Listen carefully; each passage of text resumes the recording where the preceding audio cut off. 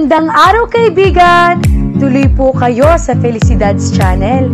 Sa mga kwento ng buhay at pag-ibig na hinalukay sa natatagong baul ni Felicidad.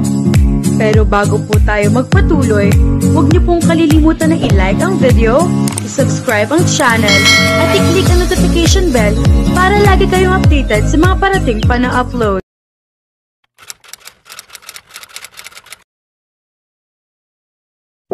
Dapat yata ay isinara muna niya ang bintana bago siya humiga. Iyon ang nasa isip ni April habang nakatitig siya sa kortina na lilipad ng hangin. Nakabukas kasi ang bintana. Nakaka-relate siya sa heroine sa binabasa niyang vampire novel. Nakabukas din kasi ang bintana sa kwarto ng heroine si Nobella at mula sa labas ng bahay ay tinatanaw ito ng vampire hero. Pero imposible namang matanaw siya mula sa labas ng bahay dahil bukod sa may kortina roon, nasa second floor din siya at malayo sa ibang bahay ang nilalagian niyang mansyon. Nakatayo iyon malapit sa bangin kaya dinig na dinig ang malakas na hampas ng alon sa dalampasigan. Pilit na pinalis niya ang nadaramang kilabot, saka nagpatuloy sa pagbabasa. Natatangay na ulit siya sa binabasa na makarinig siya ng malakas na kalabog mula sa first floor ng mansion. Halos mapatalon siya nang marinig niya ang pagkabasag ng kung ano roon.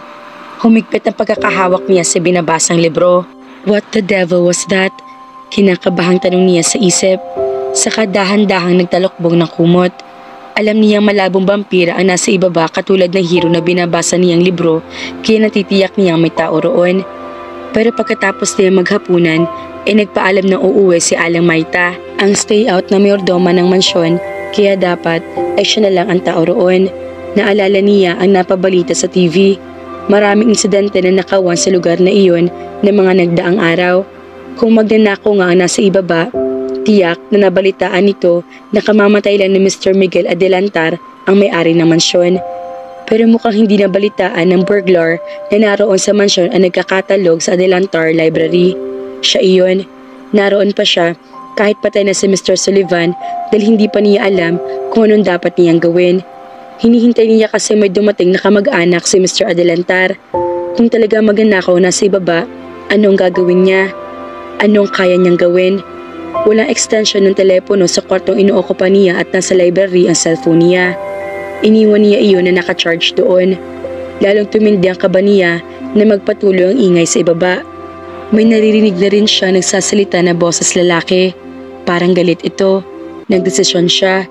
Hindi siya magtatago lang doon at maghihintay na akyatin at matagpuan ng kung sino mang tao sa ibaba.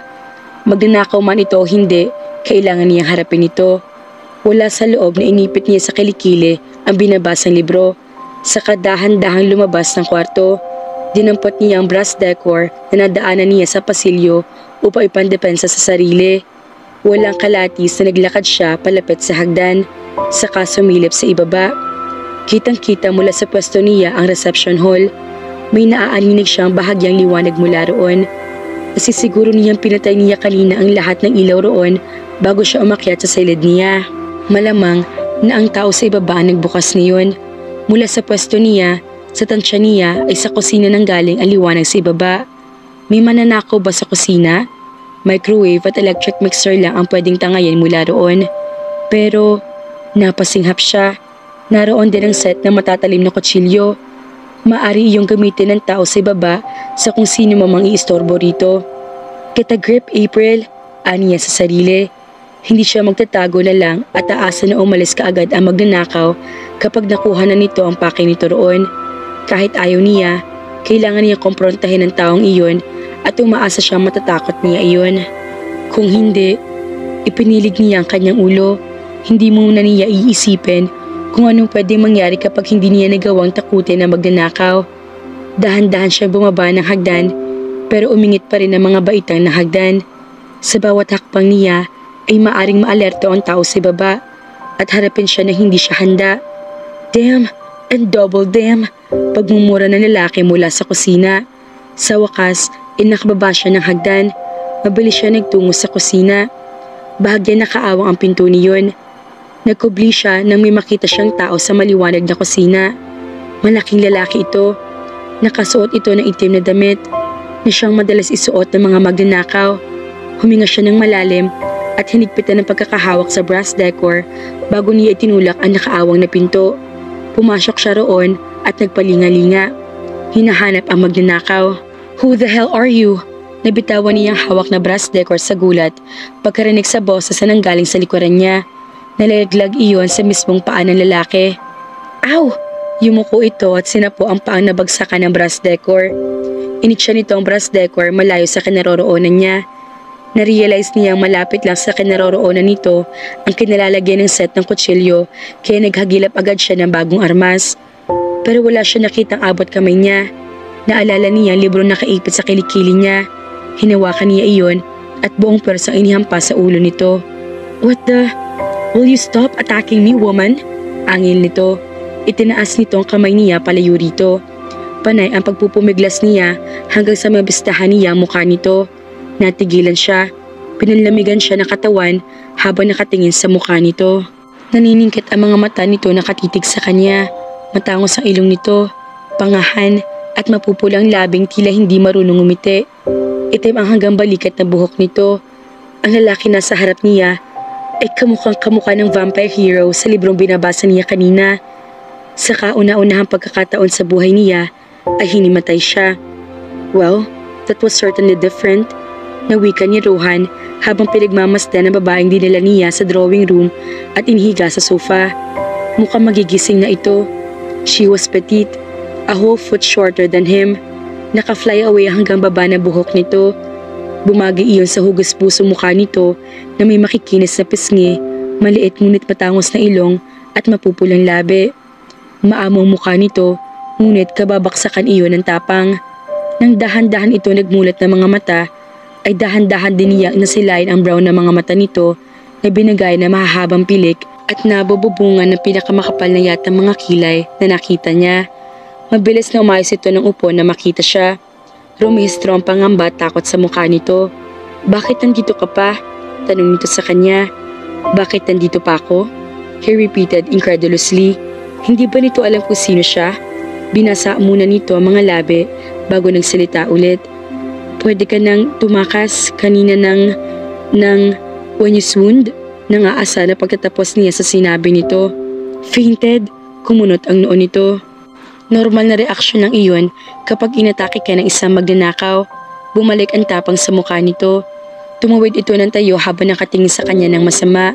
Animo naghahanda sa anumang maisipan niyang gawin.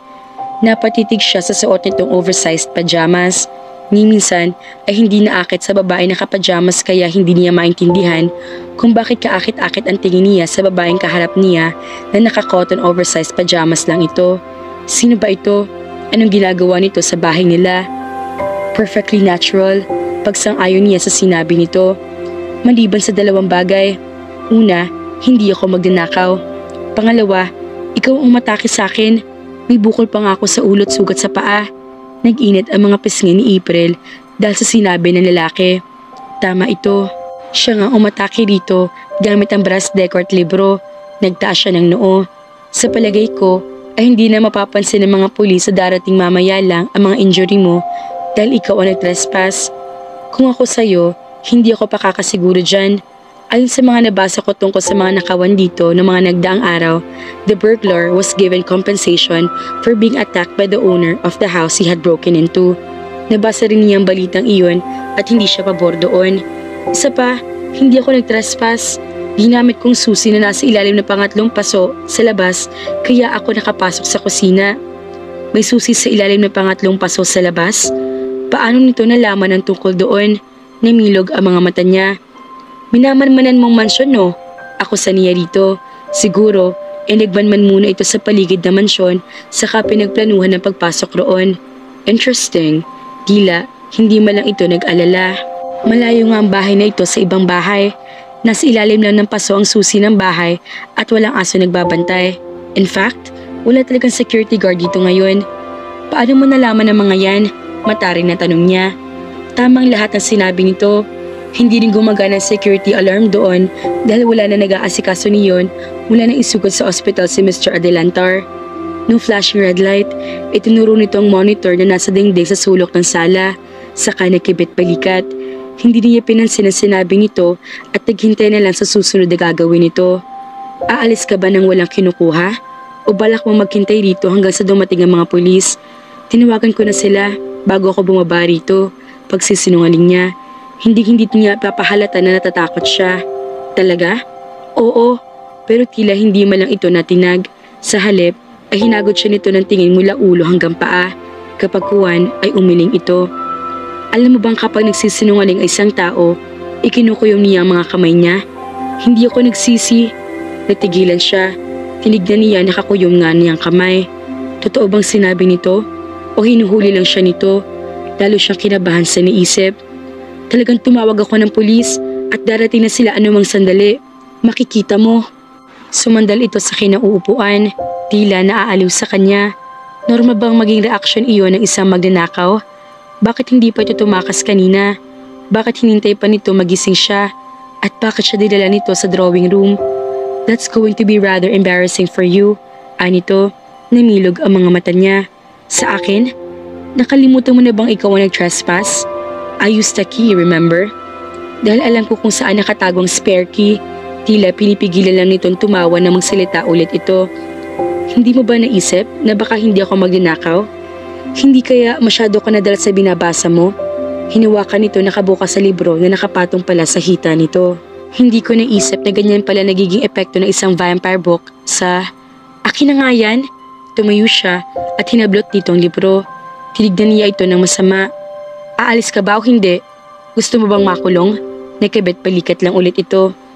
Kung darating nga mga pulis, sinisiguro ko sa'yo, hindi nila ako huhulihin. Aminado siyang habang tumatagal, inagdududa nga siya kung tamang hinala niya tungkol dito. Pero bakit ito pumasok doon ng 10 oras ng gabi? Wala namang sinabi si Aling Mayta na may darating na bisita. Ngunit ko ang kilos at pananalita nito ang pagbabasehan niya para hindi naman ito magnanakaw. Kung ganoon, sino ito? Bakit ka may sugat sa kamay kung hindi mo binasag ang bintana para makapasok ka dito? Tanong niya. Nabitawan kong bote ng gatas. Nasugatan ako nung nililinis ko na ang sahig. That didn't answer her question. Sino ka ba? At last, a sensible question. Wika ni Rohan. Tumayo siya at bumalik sa kusina. Ipinagsali niya ang sarili ng tsaa. Mahabang ibiniyahin niya, kaya nauuhaw siya. Kahit na naaaliw siya sa usapan nila ng babaeng umatake sa kanya, gusto na niya magpahinga. Well, sinundan pala siya nito. Nakatayo ito sa pinto ng kusina na tila hinahamon siya ng away. Sa halip na sagutin ang tanong nito, ay humigop muna siya ng tsaa. Well, what? Who are you? Obviously hindi ako magnanakaw. Kamag-anak mo ba si Aling Mayta? No, namaywang ito. Sasabihin mo ba sa akin kung sino ka o ano? Kampanteng sumandal siya sa breakfast counter saka humanokip-kip. Ang mas importanteng tanong, sino ka? Bakit nandito ka sa mansyong ito? I work here. As what? Hindi agad ito sumagot. Tila, iniisip pa kung dapat ba nitong sagutin ang tanong niya.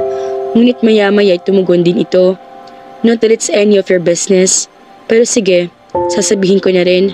I'm Dr. April Magpantay. Nandito ako para ikatalog ang mga libro sa library ni Mr. Miguel Adelantar. Hindi niya inaasahan ang sagot nito. Ikaw? Si Dr. A. Magpantay? He had been expecting a man. Ipinagpalagay niya yung lalaking kinuha ng librarian ng kanyang ama kaya hindi na siya nagabalang gamitin ng A sa pangalan nito. Ako nga, pero hindi ako literal na doktor. It's an academic title. Ang akala ko ay lalaking aabutan ko dito. Napailing siya. Ikaw rin ba nagpadala ng sulat sa address ko sa New York para ipaalam sa akin na inatake si Papa at nasa ospital? Sa halip na sumagot ay tinitigan siya nito. Sa wakas ay mukhang napiho na nito kung sino siya. Mukhang ikinabigla nito na siya ang anak na may-ari ng mansyon. Napangisi siya. Sa wakas mga kafelisidad, hindi naman pala magnanakaw ang pumasok sa bahay ng mga Adelantar, kundi anak na may-ari na kamamatay lang. Hindi naging magandang simula ng pagkikita ni na April at Rohan. Patuloy kayang magiging aso at pusang samahan ng dalawa? Kaya naman, abangan!